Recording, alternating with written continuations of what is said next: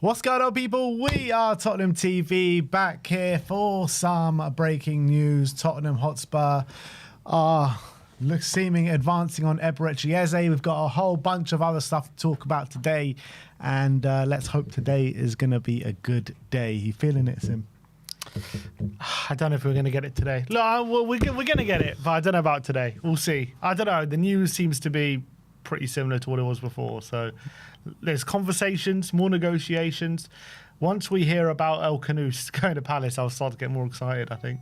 Well, we have heard about that. We've heard advanced negotiations. I want to hear we go. Leicester and Crystal Palace. Give me those three beautiful words. For Sasha Tavaleri saying that. Anyway, we've got a massive update on Eberechi Eze, which we'll get into in a second. Every day seems to be almost there, so close, on the cusp. You're bringing the mood down, Sim. Come on, you're bringing the mood down. Today's a good day. The mood down. Today's a good day. What's the difference in today and yesterday? Well, let's get into the update and then we can discuss that. So last night, Paul O'Keefe was on the great channel that is Last Word on Spurs, and he says, I don't see a world where, at the moment anyway, unless there's a dramatic turn of events where they can't get a deal done for Eberechi Eze. Everybody in the game that I've spoken to says Eze will be a Tottenham Hotspur player. As of right now, there's no reason why this move can't get over the line. There were indications on Friday night that a deal for Eze was done, and then yesterday there was talk about things still going ahead. This morning, which was obviously yesterday, says Eze had a chat with Glasner about playing. It was discussed but not formally decided between the clubs, but more a case of between Palace and the player that Tottenham insisting he doesn't play. So Tottenham were insisting that he doesn't play. And obviously we don't have ownership of the player, so we can't really do that. And then Glasner did end up putting him in the starting 11. Ben Jacobs says that Tottenham deal to sign Eberechi Eze has stalled due to Crystal Palace not having a replacement lined up. Spurs still believe that Eze will be their player once the transfer window shuts. The fee between Tottenham and Crystal Palace for Eze is almost agreed in principle. Palace will sanction an exit once they find a replacement. And Fabrizio Romano said today that Tottenham and Crystal Palace chairmen Daniel Levy and Steve Parish are in direct contact today over Eberechi Eze. Tottenham have submitted a bid worth 55 million plus 5 in add-ons for Eberechi Eze. Negotiations underway with direct talks between Levy and Parish, chairmen of Tottenham and Crystal Palace. Eze wants Spurs move and has informed the club already last week after personal terms have been agreed. And Sasha Tavaleri says that Tottenham are now closing in on the signing of Eberechi Eze after an agreement with Palace on a £60 million deal. Crystal Palace are even currently in advanced negotiations with Leicester to finalise Eze's replacement in Bilal El Kanous. So obviously the Romano and the Tavaleri update is the ones that have come out in the last hour. So I guess the new news there is that a bid has been submitted and Sasha Tavaleri has gone to as far and says there's agreement on the fee as well. Yeah, which is obviously good news. And when you're talking about 55 million plus 5, that's a really good deal for Tottenham if that's the fee, unless Palace are going to hold out for more. I'm quite surprised Palace aren't demanding, closer to 70, but given the lack of any other bids, maybe, from Arsenal, Eze wanting to leave, there's got to be some compromise, I guess, if they want to allow Eze, his last shot at a big move and he wants to leave and all that kind of stuff. So maybe there's a bit of compromise there. I would have thought they would have wanted at least 65, in line with what some of the other, obviously we got Kudus for 55, but in line with maybe what, Cunha and Mbeumo and those kind of players have been going for. That's what I would have thought they would have wanted. So I think it's a great deal for us. Clearly they're waiting for El Kanous will get a replacement in before finalising, because they've got a big European game coming up on Thursday and they don't want to be shortchanged for that game. I know it's against some random team, but still, they don't want to. I guess they don't want to take any chances going into a European game. They want to make sure. I guess, but for them, it doesn't really matter. They want to play the full strength team because Europe's a big deal for them, even if it's Conference League. But do you think Palace will hold out for more money, or do you think that's what he'll go for? That's the question. Well, Sasha Tavaleri is claiming that the fees have been agreed. He said Palace and Tottenham have agreed to the deal, 60 million, which includes 5 million in add-ons.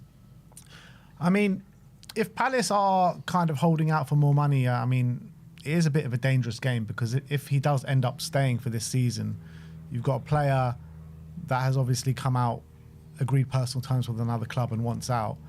And this is your last chance of getting that kind of money, because when he goes into next summer, in going into the last year of his contract, you're not going to get 55 to 60 million. The fee's going to be, decreased probably to around like 40, 50 million, something like that. So maybe even less. You don't know. Someone in their last year of their contract. So I don't know. I think it's a good deal all round, to be honest. I think it's fine. I mean, I agree. And I think if Eze wants to leave, then I think Palace are going to give in to his wish. I think they're that kind of club. If he's desperate, we saw Olise left. It was his wish. They're saying they want to get Guehi as well. It's just, for me, after Saturday, what happened on Saturday, we heard everyone was widely reporting it's so close. He's set to be left out. This deal was on the cusp, and then it all kind of unravelled later that night, and he ended up playing yesterday. So when I'm hearing now, it's back close again, all these different things, it's just very hard for me to get super excited that it's happening. I want to hear the next step. We've heard this already, that it's close. We've heard already that it's on the cusp of an agreement. All these different things were on the verge. Well, we haven't heard that Spurs have submitted an official bid. We haven't heard Saturday, we heard everyone was saying it. What, that Spurs had submitted an official bid? Yeah, they were on the very close to an agreement. They said negotiations, but I think that's different to an official bid. They said we're very close to an agreement. That's exactly the same what we're hearing now. Well, it's not, because now we're hearing Spurs have submitted an official bid. And we've also heard from Sasha Tavaleri, whether you believe him or not, that Spurs and Palace have agreed a fee. So that's not anything that we've heard. Close to an agreement. Pardon? Understood to be close to reaching an agreement. Well, the update I read that I copied and pasted here says that are closing in on the signing after an agreement with Crystal Palace on a £60 million deal. I'm reading his exact tweet, closing on an agreement. Well, what does the actual article say? Because here it says that closing in on the signing after an agreement. Maybe I'm wrong. Who knows? But it says never been closer, direct contact. Never been closer. You see, you haven't heard that one before. Yeah, but I'm just saying we heard it all on Saturday. I'm not saying that it's not going to happen. I think it will happen. I'm just saying I want to hear the next step in that. I want to hear the next step in these negotiations. I want to hear there's full agreement. He's having a medical. Time, man. Get excited. I want to hear he's having a medical. I want to hear here we go. I want to see a medical. We've been burnt by Gibbs White. We got burnt on Saturday with everyone saying this was done and he was being left out, and then that didn't happen. So that already backfired. I want to hear he's having his agreement. Backfired. The deal's still going to happen. He played yesterday. So what? He was set to be left out, and then he played. So something happened in the deal that made that happen. Right, so I want to hear that he's having a medical, and I want to hear there's full agreement before I start getting excited about the next step. These things that we're hearing now, we heard this on Saturday, and then something else happened. So I'm not getting too excited that we're going to get a here we go today just yet. This deal is going to happen. This deal is going to happen. I agree with you. I agree it's going to happen. So why are you not happy? I am happy that the deal is going to happen. I'm just saying. You don't seem happy. I'm happy. I'm just saying I'm reading these updates now, and that's not too much different to what we've already heard. So I'm not more happy. I'm not more happy than I would have been on Saturday. Is my point.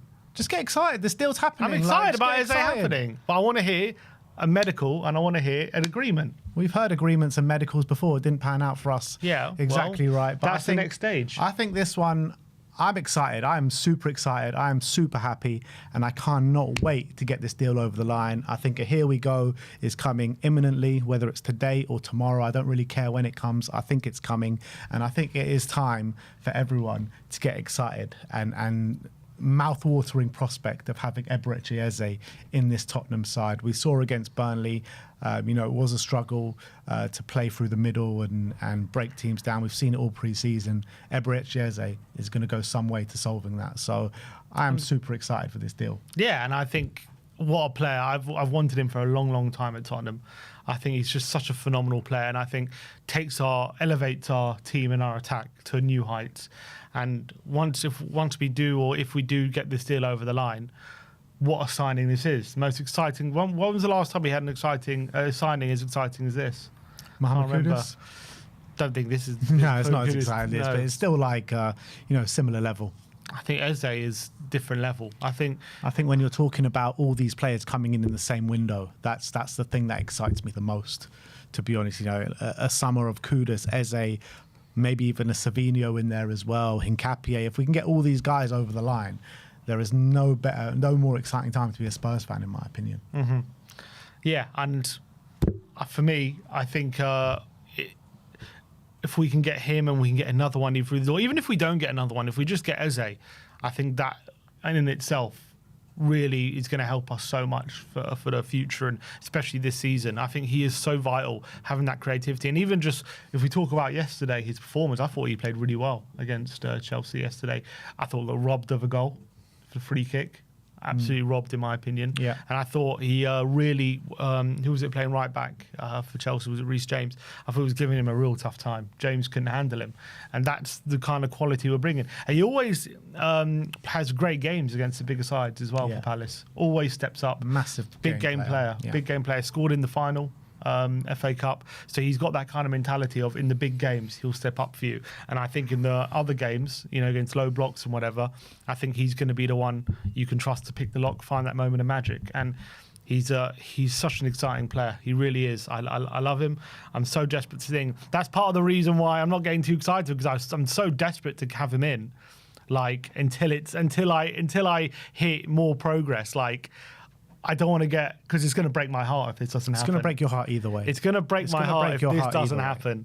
Either way, whether you get excited or not, it's still going to break your heart, because you're still expecting the deal to go through. So you may as well get excited. And if it breaks down, we've been here before. We've got the T-shirt. We've seen it all.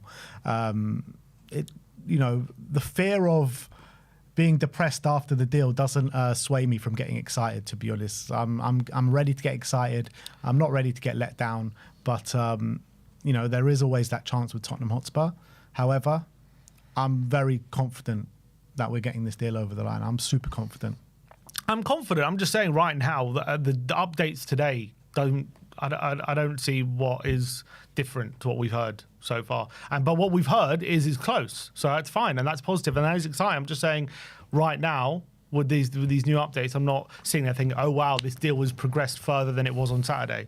It seems well, it's just positive place. that Parish and Levy were in a meeting this morning, locked in talks, and nothing negative has come from it. So that's so positive. far. That's positive. But yeah, look, I don't think we have heard before that Spurs have submitted a bid.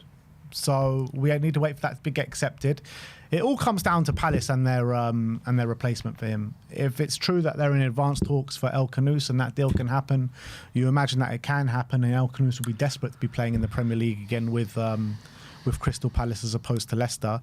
Then I think as soon as you hear something proper concrete on El Kanous, then you're going to start seeing it proper ramp up with Eze even more. That also kind of worries me a bit, just because the fact that this deal was hinging on another deal happening. It's like when you're buying a house, like it can be out of your control sometimes, these things. So what if El Kanous doesn't happen? So would that kill the Eze deal? You know what I mean? That worries me as well. They'll have to move on to another target. Eze wants to leave. I know. He wants to go. But you saw yesterday, even if he says he's going to play, and he's going to play very well. And I think Palace would have seen that. Yeah, but he's playing very well on the assumption that he thinks he's going to Tottenham. Will it still carry on like that if his kind of Champions League dreams are shattered for this season? I think he likes Palace. I think he's a very professional guy, and he's got European football. I know it's Conference League, but look, of course he wants to leave. He wants to come to Tottenham. But if for one reason or another it doesn't happen, I think he's the kind of guy who's going to be professional. He's going to play his best, and he knows if he's at his best again, the likelihood of a move next summer or even in January. Why are we talking about the prospect of it not happening? Because we all know it's happening. I know it's happening. I'm pretty certain it's happening. I'm just saying, you brought up that this deal hinges potentially on Palace signing another player. We're not in control of that. Mm-hmm. Right? Palace will sign another player. I hope so, but that's my point. I'm worried that that's what it hinges on, because that's not in Tottenham's control. So this deal, it theoretically could break down without Tottenham say so, because of another deal that's broken down, and that is a bit concerning. But let's just hope they get something over the line. Yeah, they will get over the line. Palace will sign someone. Eze will be coming to Spurs. He will be a Spurs player come the first game after the transfer window. I'm pretty certain of that. And let's hope we can get him in for Man City. That's what I'm more concerned about. Not whether it be a Spurs player or not, but whether he can be in the team for Man City this weekend. Because if he can be in the team for Man City this weekend, then I think we'll probably go 3-4-3 in that Man City game. Have Kudus and Eze in the two central tens behind Richarlison. And that sounds unbelievable. Yeah, for sure. And Eze has a great record at the Etihad as well. Always plays well there. I think he scored a brace there last year. I think he got a brace against Palace last season. I think they ended up losing 5-2, but he scored 2 goals. He always seems to play well there. Obviously scored against Man City in the cup final as well, as we mentioned. So I think he comes in and it's the perfect game for him to come in and I think he'll be licking his lips at the prospect of playing in this game for sure. And I think we'll be for that as well. That's another reason we'll be desperate to have him for this game, because we know he just gives us another weapon that we know that City struggle to deal with. Yeah. All right, well, that is the news on Eberechi Eze this morning. Let's hope that something can get over the line very, very soon. We've got a couple of super chats. First up, we've got KPV. Where you been, KPV? Haven't seen you for a long time. KPV in a while. Members chat. Member for 20 months says, big up, lads. Once we sign Eze and Savinho, we are winning the Champions League. Come on, you Spurs. We'll put money on it right now. Well, we are waiting for the signings first. Close to Europe says, Eze played yesterday as a farewell. He's not Isaac. We'll get into that. We'll get into that farewell. George, you member for 43 months. Big up to you, George. Says, great optimism, Ben. But after Morgan Gibbs White, I agree with Sim. And look, that's fair enough. We've been burnt so many times. I get it. I get why people are a bit apprehensive about it. But I don't know. There's just something I'm not apprehensive. I'm just saying I haven't seen much progression since Saturday. That's all I'm saying. I'm not saying that means it's not happening. I'm saying I want to see progression. You're just being a bit depressing, man. What's depressing? Just get excited. Why do I have to say something that isn't there right now? Is he having a medical? Because you are excited. You're saying it's going to get done, but then you're just kind of bringing my mood down. I want to see he's having a medical. We heard it was very close on Saturday. Now we're hearing again it's very close. That's all. What's the difference? Happy days. It's very close. That's all right. Where's the medical? It's going to come. Relax. Right, that's what I want. And White Wolves says, after Eze, what position would you say is next that we need for a player in? I would say RB, since it seems Spence is a left back. What do you think? We feel one fullback short, one injury, and we'll be in trouble. I mean, for me, Savinho, a left winger and a hybrid centre back, left back. I mean, if we bring in Savinho and Hincapié and that's it, I think that's a 10 out of 10 window, to be honest. Yeah, unbelievable. If we get in Hincapié, wow. I mean, the squad is in such a strong position. If we get him and Eze and Savinho, oh my word. I think I couldn't have dreamed in my wildest dreams for a better window than that as a Tottenham fan. Yeah, agreed. Look, everyone, someone mentioned in the comments before about the Eze farewell. Mm-hmm. Well, let's go and have a look at that, because there was a few notable faces at Stamford Bridge on the weekend. I'm just trying to get it up. Just give me. Here we go. So All Things Tottenham tweeted this out yesterday, and look who was at Stamford Bridge yesterday. Don Fabio Paratici. Can't see it on the screen. I could just see the woman that he's with, but there he is. This was Fabio's Coldplay moment, because you saw he didn't seem happy about being caught on TV. Oh, really? He saw he got caught on TV and he ducked out of the way. He moved out of the way of the TV. So I don't think he wanted to be seen. But which I thought was quite funny. Yeah, Paul O'Keefe mentioned that Fabio is still in a consulting role. He hasn't been officially employed back by the club yet. But is there any coincidence that Spurs are advancing on Eze and Fabio is there watching Crystal Palace play? Do you think it's a coincidence, or do you think there's more at play here? No, it's definitely not a coincidence. He's clearly there for Eze. Maybe he's watching him, or maybe he's going to talk to whoever he is after the game. Obviously, we're hearing there's talks going on between Levy and Paris today, but no way in hell is a coincidence that Fabio was at the game yesterday with all the talk about Eze, and as well the fact that he saw himself on TV, then he moved back. He didn't want to be on camera. There was something fishy going on there. I don't think he wanted to be seen. So, I mean, he was seen. There's nothing you can do about it. But yeah, no chance in hell was that a coincidence. He was there in a Tottenham capacity. I guarantee it. Yeah, I agree. Next up, so this was Eze all on his own in front of the Crystal Palace fans, giving them a clap, touching the badge, all this kind of stuff. Literally all on his own on the pitch while he's walking off. That did seem very ominous, did seem very much like a goodbye. Yeah, for sure. I mean, this was during the game. After the game, it seemed even more like goodbye, which we'll see in a minute. But yeah, it definitely seemed like he was going over. And this was at the sub. This was when he got subbed off, I think. Yeah, this isn't the end of the game. But even so, even the sub looked like a goodbye. Yeah, he walked off very slowly. Maybe he's wasting time, I don't know. But let me see anything more there. But after the game, it definitely seemed quite poignant, I would say.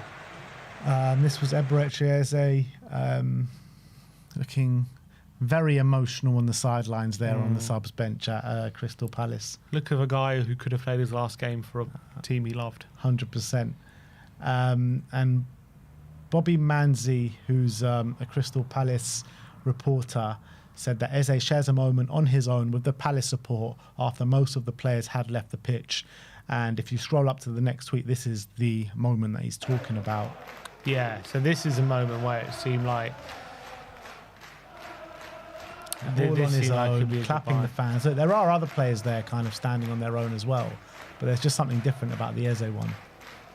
Yeah, sounds like he's standing there soaking it all in. That looks like a good. I mean, that does look like a goodbye to me. Also, I just liked another tweet which we'll look at in a sec, but because I think this is very telling. This one, there's a couple of couple of pictures they captured yesterday, but definitely he's clearly taken a moment with the fans, isn't he? So that to me looks like at least he feels like this could easily be his last game. Yeah, 100%. I think so. And Ollie Glasner had some interesting words to say about Eberechi yesterday, and he says he will come tomorrow to Crystal Palace training ground. Tuesday's off. We take Wednesday, and I expect him to be back playing for us against Fredrikstad on Thursday. Yeah, but that's got to be the public stance, hasn't it? Yeah, it does got to be the public stance, but the way that Glasner's speaking about it, post-match, pre-match, whatever, anything he says about it, he does seem a bit bitter about the prospect of losing his star, which I'm not... you be, yeah? Yeah, I was about to say, like, I'm not surprised, though, because since he's gone there, first summer loses Elise, second summer loses Eze, and Palace have always been, like, they have kind of been able to keep on to their stars in the past, like Zaha, they just refused to let him leave, you know what I mean? Mm-hmm. And now they've got a really good side. It seems as though, you know, they're getting picked off. Yeah, and that's the nature of the beast when you're Palace. When you do that well, you know, your best players are going to be pinched by the big boys. That's the reality, unfortunately for them. I think they know that. I think a lot of Palace fans have come to terms with that. But, you know, especially when you've got... Imagine they still had that front line of... if they still had Olise were there as well and they have Eze. I mean, that front two could be... those two could be playing for most top six teams. So if you're a Palace fan, you're looking for your team to progress and looking... You know, you're just got in Europe, you won the FA Cup, you want to kick on from that. So the thought of then losing Eze and maybe losing Guehi as well, it's got to be tough to take, and because you want to see your team progress, right? If we're the same, you know, when we were losing our best players, it's different now because we're able to hang on to them. But when we were losing, we were also very frustrated, and it was really hard to take. And it holds you back, and it makes, unless you use money really wisely, and it's really tough to do that. It holds you back, and if you're a Palace fan, how do you expect any other scenario but losing Eze holding you back another year or two? You know, well, even if Bilal is good, you know, is he going to be as good as Eze? And is he going to be as good as Eze straight away? All that kind of stuff. It's got to be frustrating. And if you're Glasner, you know, it must feel like the better you do, the harder it is to build a team. Absolutely. And I think, you know, many other teams do feel like that in the Premier League. However, I do think, like, it hurts right now, but there will be life for Palace after Eze. Like there was life at Palace after Elise. It took them a while to recover from it, but they still ended up having a very good season, winning the FA Cup, winning the Community Shield. So Palace's recruitment is very good. It's extremely good. So there will be life after Eze for them, won't there? No, of course. But also there's going to be life after. Of course, Palace aren't going to just fold as a football club, but it's going to be tough to replace him. And are they going to be as good without him? Probably not. Are they going to be, they probably had ambitions after winning the FA Cup and the way they ended the season. Can we challenge for Europe next year? They would have been hoped for that. Can they do that now without Eze? Your chances are that wouldn't, that changes your expectations now. Yeah, look, that's true, but it would have been the same when they lost Michael Elise. But they've gone on and been better without him. But that's true. But it took him time to do, do that, isn't it? But they've ended up with an FA Cup, a Community Shield in Europe. They never had that whilst Michael Elise was at the club. Yeah, I guess they still had Eze at that point. Yeah. But now they don't have either. Yeah. So look, they're still going to progress as a football club, is what I'm saying. Like, Glaston's a very good manager. They've got very good recruitment. Look, this ain't about Palace. There's no point talking. I don't know. About There's no guarantee they progress. I think they will. It's never just one player that's just going to hold the entire club back, especially if you've got good recruitment. I know, but you look at Wolves. They're clearly going to struggle to replace Cunha and Aït-Nouri and these kind of players. But they're losing like 2 of their stars in one summer. Like Elise's gone, and they replaced him with Sarr, and Sarr, he's come in and done very well. Not on the same level of play as Elise, of course not, but he's come in and he's done a job, and he's got better and better throughout the season. And Eze, Bilal can easily come in. Maybe it'll be a struggle at first. He's not going to be as good as Eze, but they're going to need to find ways to caveat the Eze loss, and I'm sure they will.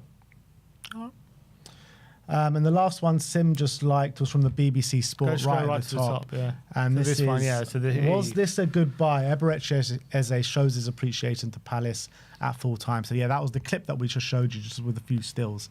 And that's definitely a goodbye. That looks like, that's not like a typical thing you do after a game, especially when you've drawn 0-0, got a good result away at Chelsea. He doesn't look like he's delighted. You just got a great result on opening day, and you think he'd be excited, he'd be happy, but he looks like a guy who's just got a secret, or he's got something he's not revealing, and clearly his body language is revealing it for him, I would say. Yeah, absolutely. So look, that is Eberechi Eze from yesterday. Make of it what you will, but for me it does very much look like a goodbye. But you let us know in the comment section below what your thoughts are on it. All right, so we've got some more transfer news to bring to you today, and let's get straight into it.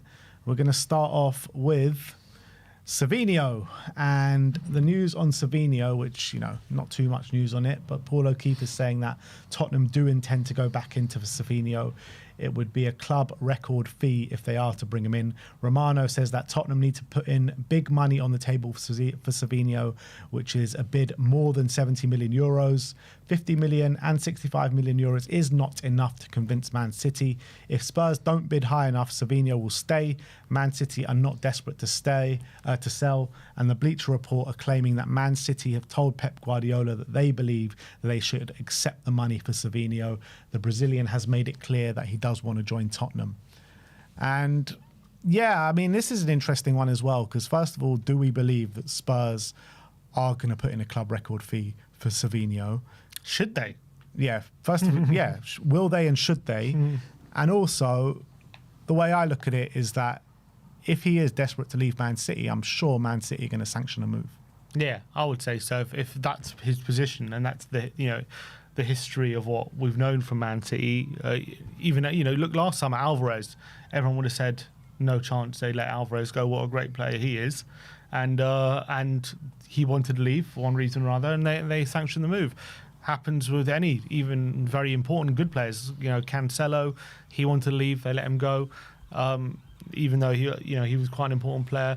So all these things, I think Savinho, if he wants to leave, he's desperate to go. I think City will say yes, but I guess it depends on where they believe his head truly is at. Do they believe he wants to go for more game time? Can they persuade him that he can get more game time here?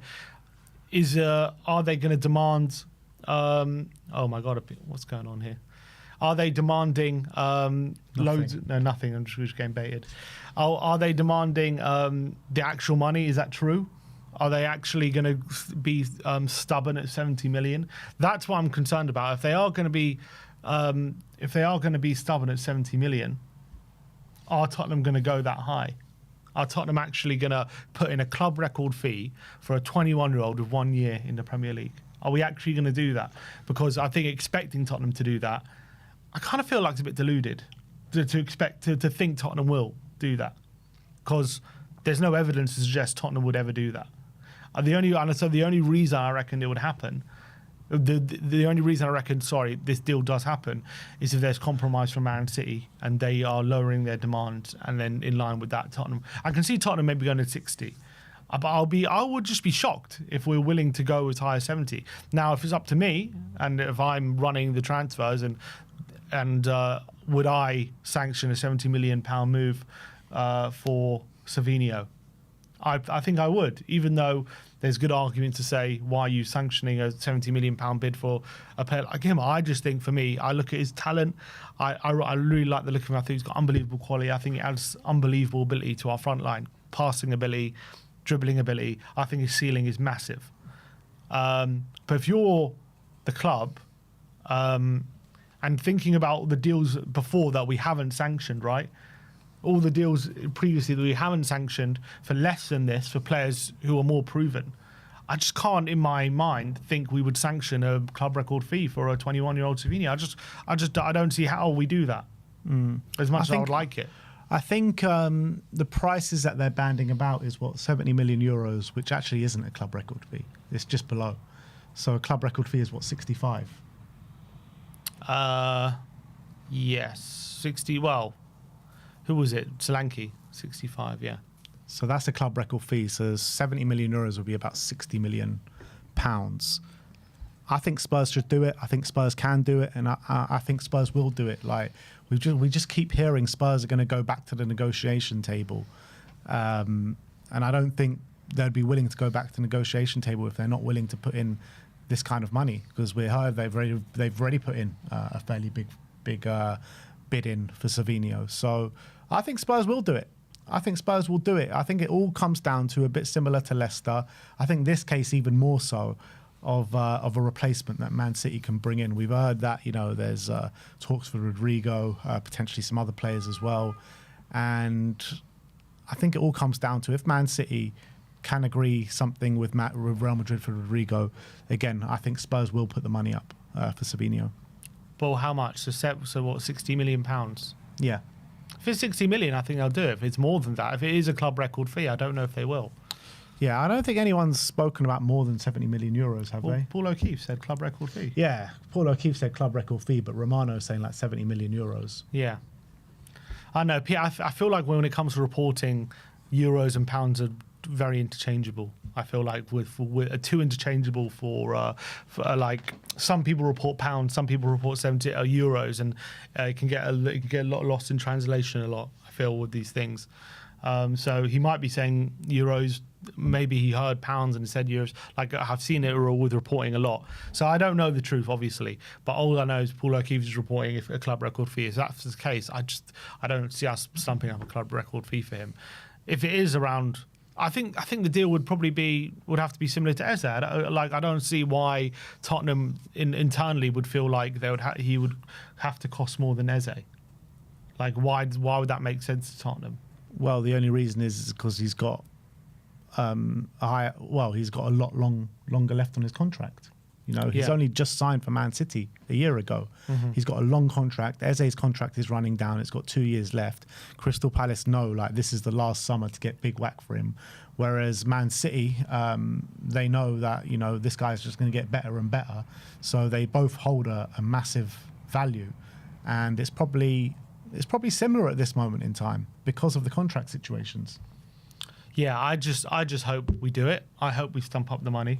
And I really want him. I think he's phenomenal.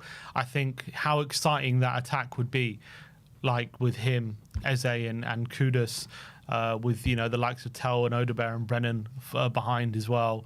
I think all of a sudden our attack is stacked, and all of a sudden, it's something to be really feared. And I think someone like Savinho is so exciting. I think he's, even for me, still underrated with a lot of people. I think he's phenomenal. I think he's such an unbelievable talent who's only going to get better, in my opinion. And I like, if he's coming for the game time, I really like that mentality of not settling, playing for a team like Man City and making up the numbers. He wants to be a starter somewhere and a real star somewhere.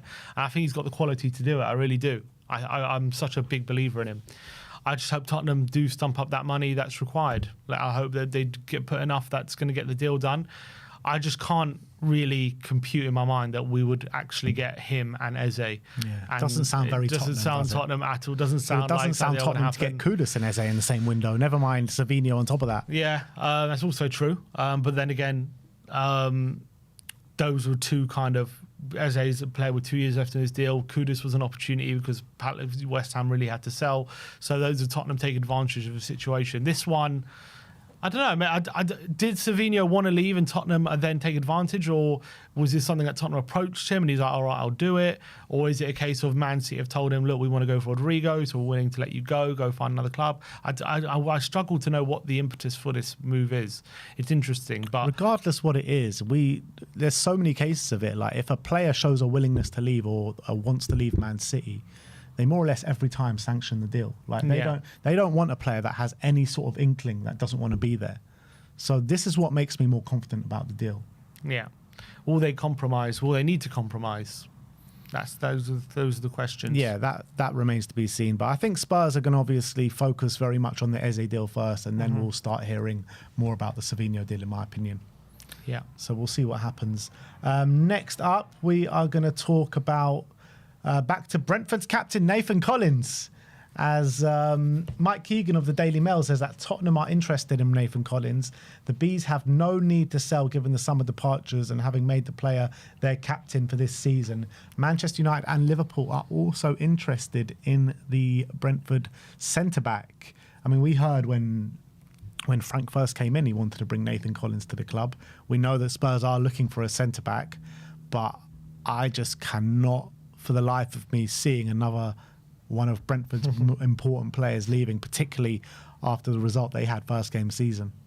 Yeah, come on, give them a fighting chance. Yeah, you know what I mean? Give them some sort of a lifeboat at the moment. We can't just, at the moment, they're on a lifeboat. They're just about struggling in very choppy waters. And basically, you're talking about getting a big knife and just shoving it right into that lifeboat and sinking it. It's like, come on, we can't be so cruel. You saw yesterday, even with him, obviously, it's going to be a massive struggle for them this season. And I feel so bad for them. For me, like, Collins is pretty good centre-back. You know, maybe he's one I haven't rated as highly as he deserves because, one, I don't watch maybe enough Brentford. You know, the Brentford fan that came on believes he has all the tools to be one of the best centre-backs in the league. That was his opinion. If we're looking for a left centre-back, left-back hybrid, obviously he isn't that. He would obviously, I think he's more a right centre-back. So I don't think it makes sense for Tottenham when we got Danso there, Dragshin coming back. I don't think it makes too much sense to go for him right now and not another centre-back. But I guess if Nketiah doesn't come off, you know, is he an option?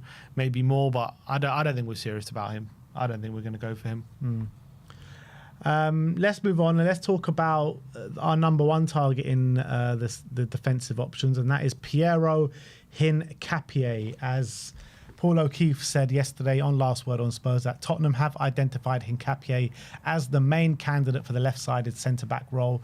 There is some talk that the player has a release clause as well. I mean, that's something that Florian Plettenberg mentioned all the way back in April, saying this summer he's got a release clause of 60 million euros, I think he said.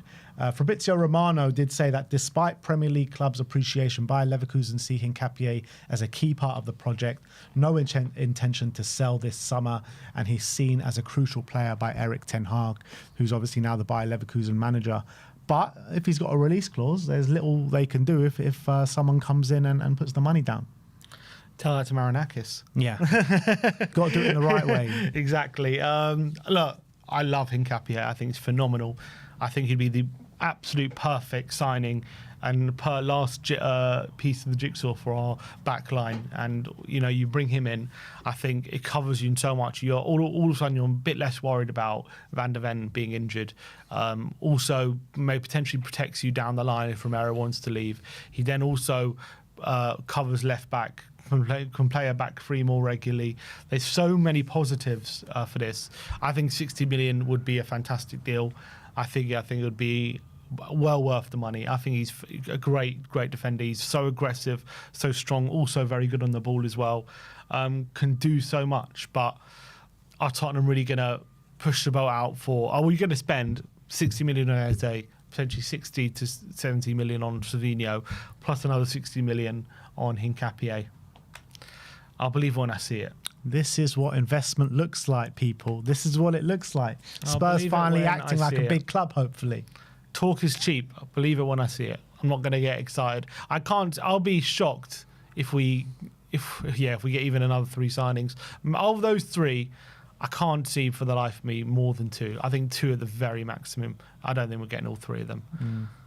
If you were to hazard a prediction, let's say we do get 2, which of the 2 do you think will come in? To be honest, I think that if it was to be 2, I would say it would be Eze and Savinho. I don't think Hincapié comes this summer. Yeah, look, as what we've been accustomed to seeing with Tottenham throughout the years, I agree with you. It's hard to imagine 3 of them coming in. But I don't know, it just feels different this summer for some reason, even though we are already in the start of the season and the window is closing in 2 weeks and we're not ready for the season. So that all feels like And there was Tottenham. a protest on Saturday. But I don't know why, but it just feels different. I can't really put my finger on it. Why? It's because you're on the Frank train. Frank's got you feeling chew. Come on. All right. Now we got a few contract situations to talk about. First up, we're going to talk about Yves Bissouma first. And Paul O'Keefe says that Bissouma is on a list of potential targets for Everton. West Ham also considered him early on in the window, but haven't followed it up, as Bissouma does want to stay in England. I think that would be actually a great fit, Everton and Bissouma. Yeah, I think so. I think Moyes can do a lot with him. And I think that's kind of maybe go to a club where there's a bit less scrutiny on him at the moment, where if he has a behaviour, when he has a game where he's maybe losing concentration like he does for Tottenham, it's not going to be as scrutinised and it's not going to be as focused on. Yet when he has a great game, probably everyone will see it. I think it definitely adds some ability to that their centre mids. Obviously, they're looking for like big signings ever since moving to the new stadium. I think it'll be a good move for him, but we're hearing he's off Fenerbahce. Maybe that's something for him. I think we know he's on his way out somewhere. So the fact that he was not in the squad implies maybe there's some serious movement going on there.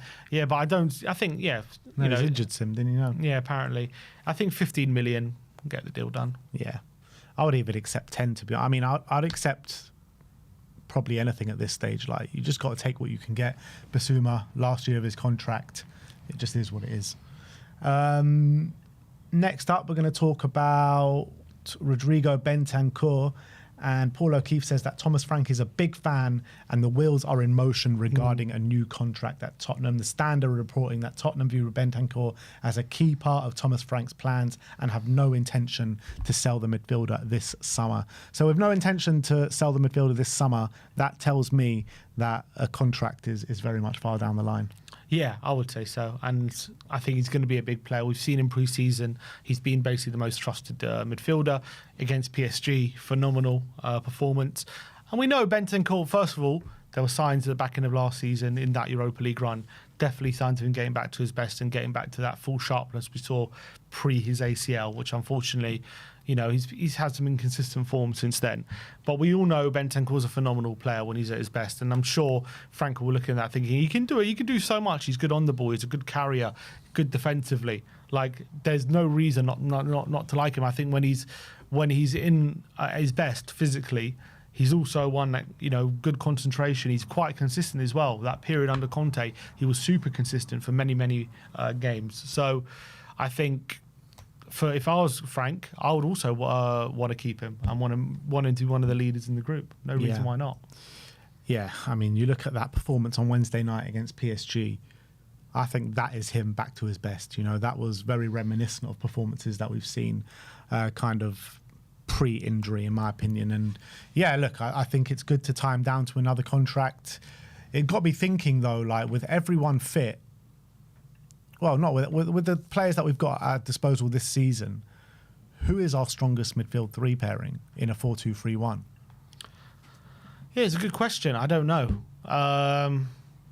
I don't know what our strongest midfield pairing is. It's such good options there Yeah. now. Like, the way Sar's playing. it's hard. You can't. He's undroppable at the You've got moment. Bentancur, you got Palinia, Eze.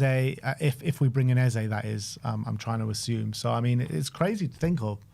Bergval. Yeah, Bergval as well. Decky's going to come back at some point. Yeah, I think. Do you reckon Decky will be deployed in the number 10? I guess he will. I If we guess sign Eze. Savinho, it'd have to be, wouldn't he?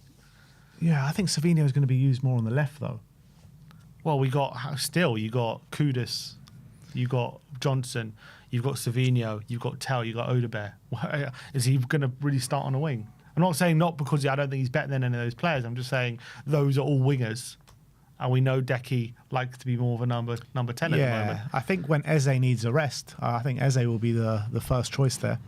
Yeah, I know. I'm just saying, but I'm saying Decky's. I think when he comes back, looking at the options, he'd have to be a 10. I would say. Yeah, I guess he'll just fill in as and where. But I mean, I hate saying that about Decky because he's such a quality player and he's such an important part of the team. But there's no actual real spot for him to make his own, is there? Well, the problem is we don't know as well when he's going to be back at full fitness. Apparently, it takes X amount of time to recover.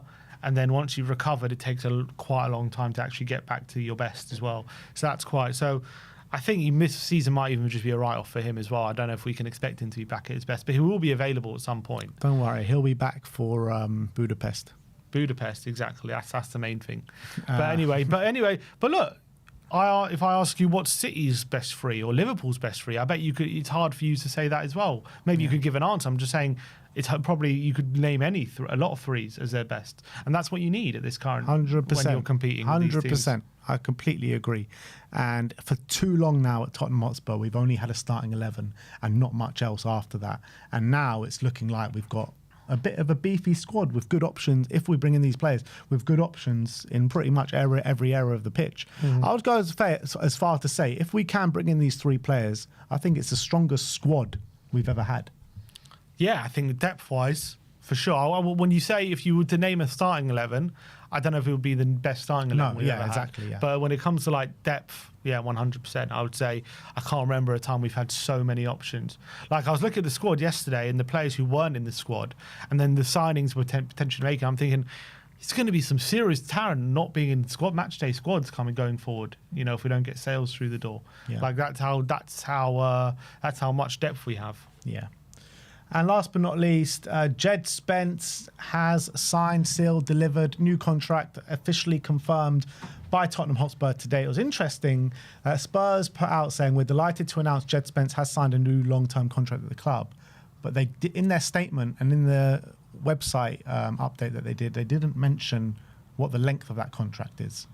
However, Tom Barkley did say that it does run until 2029 with an option to extend it a further year as well. So I think it's nothing less than he deserves. Apparently he's been given a bumper pay rise as well, something that he most definitely deserves. And yeah, he's great, man. I love Djed Spence, and he probably is our most complete fullback. And it's interesting because it's not the first time now they have announced a contract extension without detailing. Is that what we can expect going forward? Because Mikey Moore didn't say, and now Spence they didn't say. So I don't know if that's now like policy not to say or something. It's a bit strange, isn't it? Yeah. Why would you not just give the length of the contract like usual? But yeah, in terms of he definitely deserves it. Good start to the season for him as well. I think the way he's come back into the fold, given that he was looking like out in the cold last summer, and a lot of people were saying wasn't going to happen for him at Tottenham. Fantastic that he's been able to make a career for himself. Like really fantastic. So fair play to him. Is he our most complete fullback? I think he's probably best defensively. I don't know if he's as good offensively as the others. I think maybe, I don't know. I think, yeah, maybe. I think you can make a case for it. I would probably say a doggy still, but either way, I mean, it doesn't really matter. I think he's a good fullback and he's done really well for us. And the fact he can play right and left is really, really great. So he's got so much worth for the team. So well earned. He's going from strength to strength. I'm delighted for him. Yeah, me as well. Big up to Djed. And that is your Tottenham update for today. Hopefully we get some more news as the day progresses. We might have to bring on a Daigle to push this through today, you know. We just might have to do that. Live, I think. Pardon? I think he's live. He's live, is he? The disrespect. Apparently, according to Mike McGrath, Palace have made a bid for Tzolis, 30 million. Good player. Apparently, Bruges want 40 million. They've bid 30. So it looks like there's some movement there. All right, come on. Don't think it's a coincidence. Definitely not. We've got a members chat from Mr. Ariane Ben Davis FC. Come on. Big up to you, Ariane. Member for 58 months. Come on. And he says, great show, boys. Really have a feeling we'll get Savio and Eze. Cheeky, big money centre-back signing too. He's saying all three. I mean, again, I said I'll believe it when I see it. I love the idea of it, but I'm not certain we're going to get all three. Or at least I don't see us spending 60+ million on another 3 players, unless we get some serious sales out the door with 4, maybe someone unexpected. But I'm looking at the squad. I mean, who's that actually going to be? Well, we know Solomon's going to be out the door most likely. We know Bissouma's going to be out the door most likely. But apart from them two, no obvious candidates. Yeah, I mean, Ben Davis should be a candidate if we're looking to bring in a centre back and a hybrid centre back, left back. Ben Davis should definitely be top of the list as one of the candidates to potentially leave this summer. So those 3 there. But apart from that, is there anyone else? Is there anyone else that has been rumoured to be going out the door? Not really. I mean, obviously with Richarlison, but at the moment looks like he's going to be staying. So I don't see Dragashin. But he's he's injured at the moment. No, I mean obviously Vuskovic on loan has been talked about.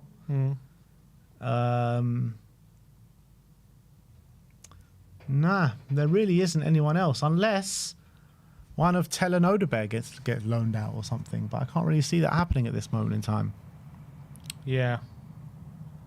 But if we do bring in Savinho, right, one of Odeberg and Tell are going to have they're not going to get that many minutes. Like if we get a Savinho, surely one of Odeberg Tell should be up for loan in terms of the squad numbers. Yeah, I don't know how we make it work, to be honest. It's going to be difficult. But Dane Scarlett's still here. Yeah. Let's talk about potentially selling him permanently. Potentially, We've got Kota Takai as well. We do have a few players with question marks in terms of how many minutes they're actually going to get this season.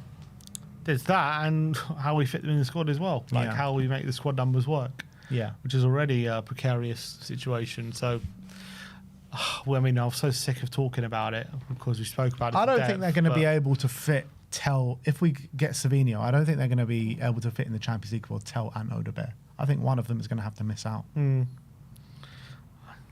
Yeah, I mean, I don't know how they do it. I don't know how they go about doing it. And we're going to have to. It's just, especially with Scarlett, if Scarlett leaves and then all of a sudden the squad's down another space. So if it is one of Tell and Odeberg to miss out in the Champions League squad, who would you prefer it to be?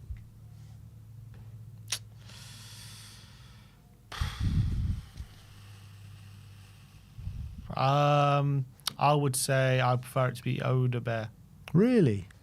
Only because if we sign Savinho, we've got that kind of creative midfield wingers in Savinho and Kudus, whereas Tell's a bit more of a goal scorer, and we have Johnson, but we won't have anyone else who's really getting the goals. I guess as well with Tell, he can kind of fill in both positions as well as up front and on the left wing. And if we do get, we know that Richarlison and Solanke have both had their injury problems. Obviously, Richarlison a lot more, and it would mean that we would have backup in the third choice for the number 9.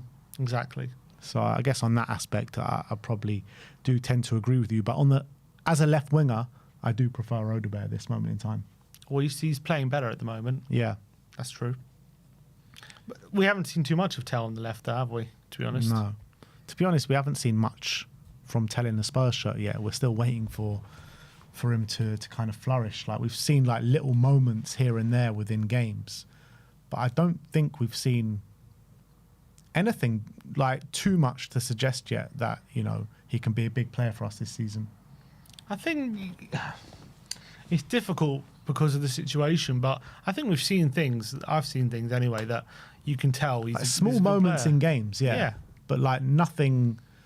Like, I think when you're looking at the good stuff Odegaard's done against the good stuff that Tell has done, I think you've seen a lot more from Odegaard for me in a Spurs shirt than you have of Tell. I mean, he had that one game against RZ. Mm-hmm.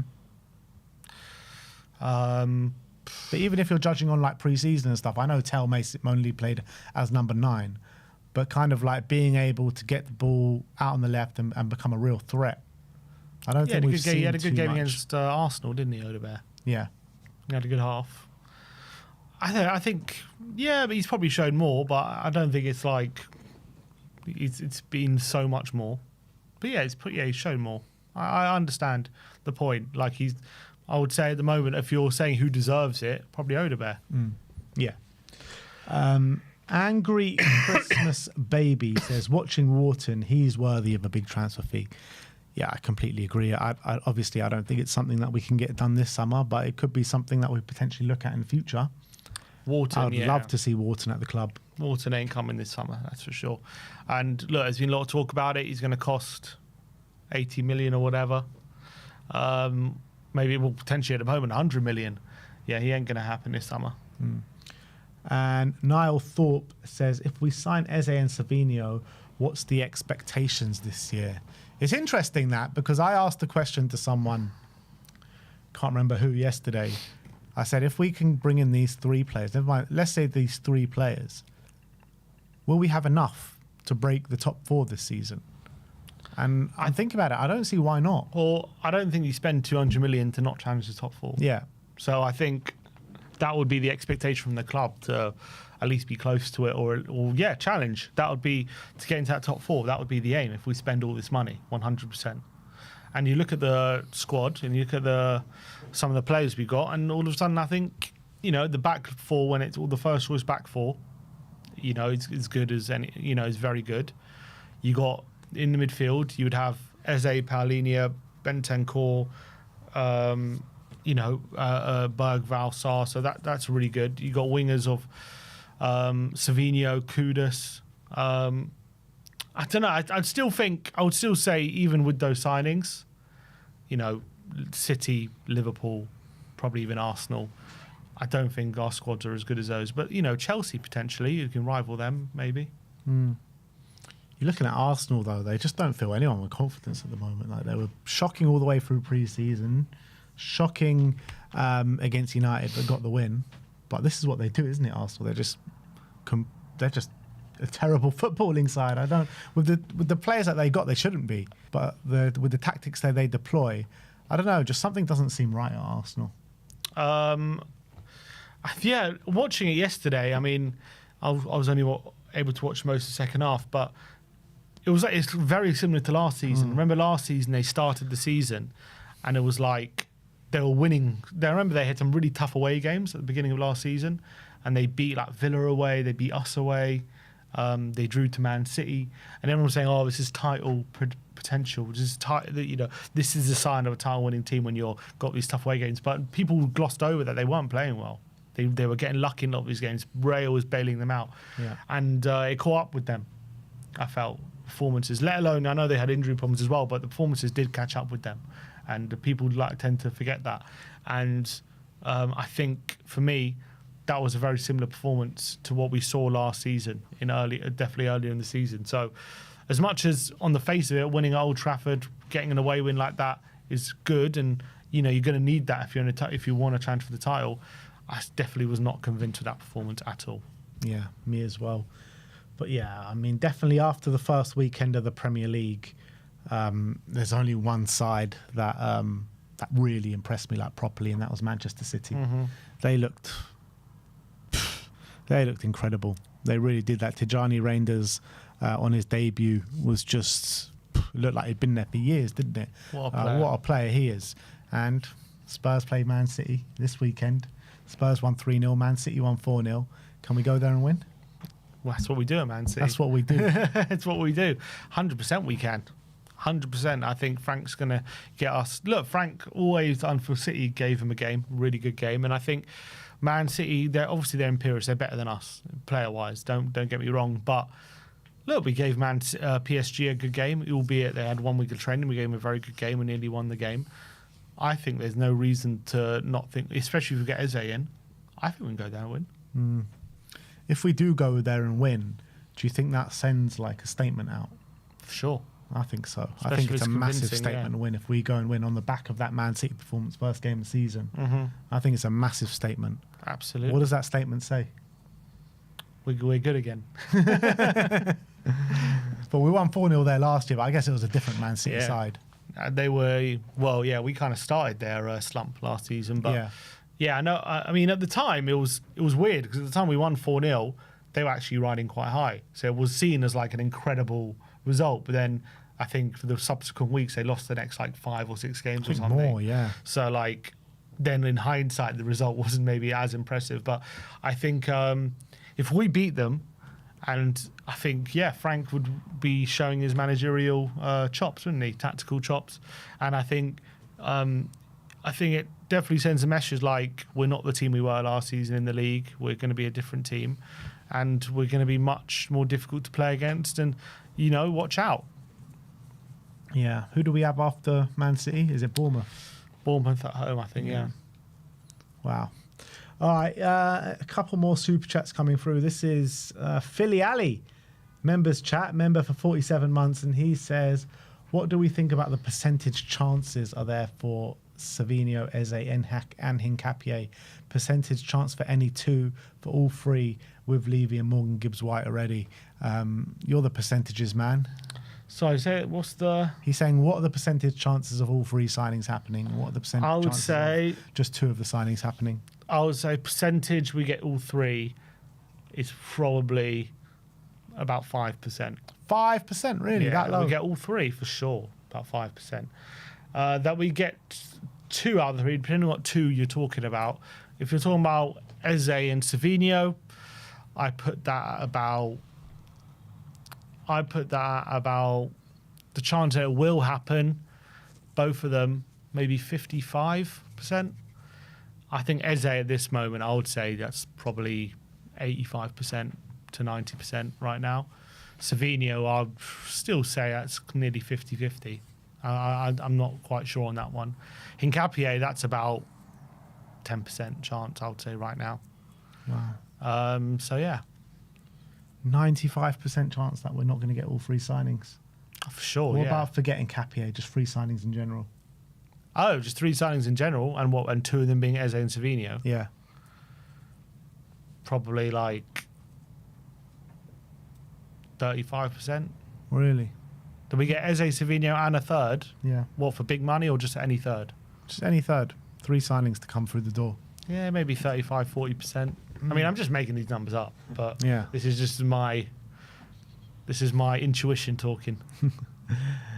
Shark Sandwich says, if Hill and Solomon go cheap, it still frees up wages. Yeah, that's very true, but they're not on big wages or significant wages, those 2, I don't believe anyway.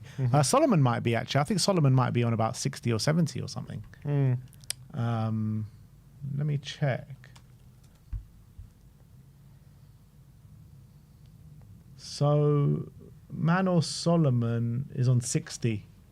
Brian Hill's on 40. So it frees up 100 grand a week on wages. Yeah, they're going to be out the door, aren't they? Yeah, which is significant, 100 grand a week on wages. You know? Yeah. I think we've been planning for them to leave, haven't we? I heard as well that Kudus is like, I think he's 3rd highest paid player at the club now. What, how much? 120? He's on more than, he's on like 150 or something. 150. Yeah. Yeah, well, Son's left and he was on a lot. So it's, there's still a lot of wages we can catch up on, Yeah. especially the big clubs. We need to get these signings through the door, man, and I'm confident that we'll get two. And I'm confident we'll get a centre back as well. I'm just not sure who that centre back's going to be. If it is in Hincapié, man, it's just too mouthwatering. It's too much. It's too much. That would be. Life doesn't get that good as a Tottenham fan. That's the problem. It just never has, and I don't know if it ever will. That's all we've known. All we've known is, although, interestingly enough, in the game on Saturday, Joe Lewis's daughter, Vivian, yeah, sitting next to Daniel Levy. What was that significant? Definitely, it was significant. I don't think we've ever seen her there before and never looked out for her. What does it mean? Well, the rumours at the beginning were that Vivian has taken over from Joe. He handed, it's definitely in her name anyway.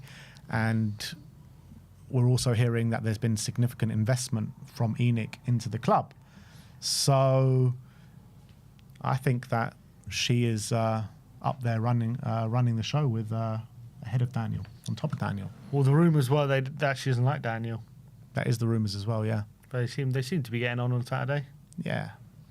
It's business. They weren't getting into any fights, any scraps. But the rumours are professional people. The rumours are the investment's about 120 million. Yeah. Which makes sense, but does that mean that's what we, without, if we're not including sales, that's how much we're willing to spend? No, I don't think so. I think Spurs have, without investment, been able to spend money. So yeah, we have on Kudus. Yeah, but I'm saying we've been able to spend more than just like 50 million per year. Like net spend over the past 3 years has been quite significant, hasn't it? It's not just been 50 million a year. Yeah. Yeah. We have a budget. I mean, with Champions League revenue, with the stadium, with everything, we've still been able to spend money. The problem has never been spending money. The problem has been being able to, push the boat out on wages. Like we've been happy with like the kind of net spend and what we've been doing over the past couple of years. So I believe we would have been working towards the budget, which whatever was set out at the beginning of the season, and then investment on top of that. Okay, so do you think that investment covers Eze and Savinho, and then anything else we need to make up? Make up in what? In sales? No, I don't think so. I don't think so. Why should it be? Just how Tottenham operate. It's not, though, because Tottenham have been spending significant amount on signings, is what I'm trying to say. So why do we need the investment? Because we need to push the boat out even more of what we've been doing. No, I understand. And we need to push the boat out on wages as well. But it gives us the power to spend more than what we were originally planning to spend. And what were we originally planning to spend, do you think? Don't know. You need to ask Daniel that. I don't know. It seems too convenient that it's 120 million and we're talking about 60 million for Savinho and 60 million for Eze. Seems quite convenient to me. Why? What does it tell you? That after these ones, we probably have to sell to buy. I don't know. I don't know about that. I don't think it should be ever a case like that at Tottenham. With the amount of money that we bring in, plus Champions League money, it really should never be like that. This is Tottenham. Yeah. But we haven't had to sell to buy for years.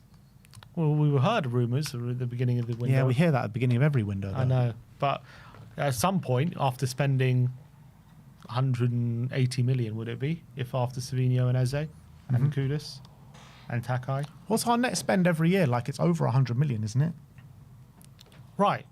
I just think, I don't know, I would be shocked if we are willing to, so we'll have a net spend of over 200 million. Well, we are going to sell anyway. We are going to sell. But I've got a feeling after Savinho and Eze, it's going to be sell to buy. And you've got to remember that we've sold Sonny for 20 million plus 200 grand a week in wages. Oh, everyone in the chat just baiting the here we go. It's not there yet, people. Yeah, so I mean, 20 million and 200 grand in wages is very significant. You're talking about money for Bissouma, money for Hill, money for Solomon. There's enough money coming in. More than enough. Yeah. Plus investment, plus what we're originally planning to spend. So, I mean... I'm not saying there's not money, I'm just saying... Money shouldn't really be in it. Like, when you're talking about bringing in these three players, like, it shouldn't be an issue, that money, at all. I'd like to think so. Put it that way. I definitely agree for the two of them. I think for putting an extra 60 million on top, I don't think that's within the budget. That's what I would assume anyway. But I might be wrong. I think I would assume that would run some selling some players to get the other one in. That's just my feeling. But but as you say, it doesn't really matter because we are selling players. We should have the money anyway. Can we talk about bloody Liverpool for a second? Like, how the hell do they sell these players for? Like, they've just sold Ben Doak for 25 million. Like, how do they do this every year? Them, City and Chelsea are very good at selling players. It's unbelievable. Very good at selling players. They have, I don't know what it is, but if you've got Chelsea, Liverpool, or City, it seems on your CV, then all of a sudden that makes you an automatic £20 million player. Yeah. It's crazy. Like, I know, I think maybe everyone's kind of looking for the next Palmer potentially, because obviously Palmer went for 47 million, which at the time seemed crazy, because he only played like a handful of games for City. But look what he turned out to be. So we've seen a lot of players from the City Academy gone on to do very good things. Liverpool, I don't know, not as much. I'm surprised they're getting such big fees. It's also talking about 40 plus for Harvey Elliott potentially with him going. They're getting good fees. Chelsea seem to get some fantastic fees. They got 53 million for Nunez, which is frustrating to think about, because imagine Tottenham had a striker that flopped as hard as Nunez and then getting 53 million. It just wouldn't happen. Yeah. Like, we wouldn't get that fee. We wouldn't get anywhere near that. We'd have to probably loan him out and give him away. So it's frustrating that they get to have a big money signing that flops and get money back for him, whereas our big money signings flop and we can't give them away. Yeah, that's how it works for us. Saudi like to help out Liverpool and Chelsea and all these clubs, but not us. Not us. No, have we sold anyone to Saudi? No one. No, we've not sold one player to Saudi, have we? I think Spurs and Arsenal must be and probably Manchester United in there as well, like the three worst selling clubs in the league. Like, you know what? Seriously. You want to know a mad stat about Arsenal selling? Nicholas Anelka is their still record sell, yeah. Not the record, but he's still in the top three. Oh, top three. At So who's their at record 23 million? Yeah, that's mad. And that was in 1998. Yeah. Or whatever it was. Something That like was very significant at that time. How mad is that? Yeah. A sale in 1998 is still in their top three sales. Their top sale of all time is Alex Oxlade-Chamberlain. Yeah. And Elka's actually number 2. He's number 2. Yeah. Alexis Sanchez is number 3. Well, how? It says they got 34 million for him. I thought it was a swap deal. It must have been one of those deals where they bought it off each other and it just like cancelled out the costs or something. Yeah, but it's just mad, isn't it? It's mad that Anelka is there. How? That doesn't make any sense. How can a player you sold in 1998 still be up there with your record sales? Makes no sense. That should be a sign that you're very bad at selling. They are. I think they're probably the worst. At least we got big, for our problem. When we sell good players, but at least we get good fees. Walker 50, Yeah, Bale, Kane. At least we got a good fee. This is crazy. Yeah. Thierry Henry's still in the top 15 for them. 14, unbelievable. Just looking at it, Van Persie 6. So basically, in their top 10, the only ones in the last few years are Nketiah, Balogun, and Smith Rowe. That's the only ones. Nketiah, how much? So those are only post-Wenger ones. I think, when did Wenger leave? 2018. So they got Iwobi in there and Joe Willock. Crazy. Yeah. Yeah, but I mean, Spurs. Hey, it sounds like having Arsenal on your CV isn't the same as having City, Liverpool, or Chelsea. Yeah. But look, let's just hope. Let's just hope that we're going to get something imminently around Eze, Savinho, and potentially a top centre back as well. And if we do, Spurs are rocking and rolling and ready for this season. And on top of that, if we can have a good start before these players come in, I know we've had a good start against Burnley, but you beat Man City, and then on top of that, you bring in these players. You're talking about a mouth-watering prospect going into this season, aren't you? Do you think if we're talking about top 4, if we get all those players, but is a trophy to be expected? Does he need to win a trophy? Win a trophy for what? Does he need to win a trophy? What do you mean, does he need to win a trophy? Not need, but like, if you spend 200 million, you know how much criticism Arteta has for how much he spends and not winning a trophy. So is there pressure on Frank to win something if he spends that amount of money? I think there'll be more pressure on it, but again, I think it's his first year, so I don't think we should put those kind of expectations on his head. But I think it will definitely come to that. I mean, a big criticism of Arteta is not just about the money, but the time that he's had as well in the job. So if we're sitting here spending this kind of money and in 5 years we're sitting here with nothing, then of course, like, people are going to heavily criticise him. But because it's his first year, he will be given a bit of leeway. But then if we're spending this kind of money, bringing in more players next summer of the same kind of thing, then next season is going to be a massive season for us, and we'll definitely have to win something by the end of next season for sure. It's going to be hard thinking about, like, look, if we get these players through the door, it's going to be mad to think about, like, next summer how you go about spending even more money and improving on that. I mean, obviously, you learn throughout the season about different players, and maybe some will have to go and stuff like that. But you've got some serious talent there, a lot of young players as well, and all the young players are going to be another year more advanced and stuff like that. It's, you know, there's a lot of, you can look at we're building a serious squad for the future. Serious. Yeah. We've been saying that ever since we've started supporting Spurs.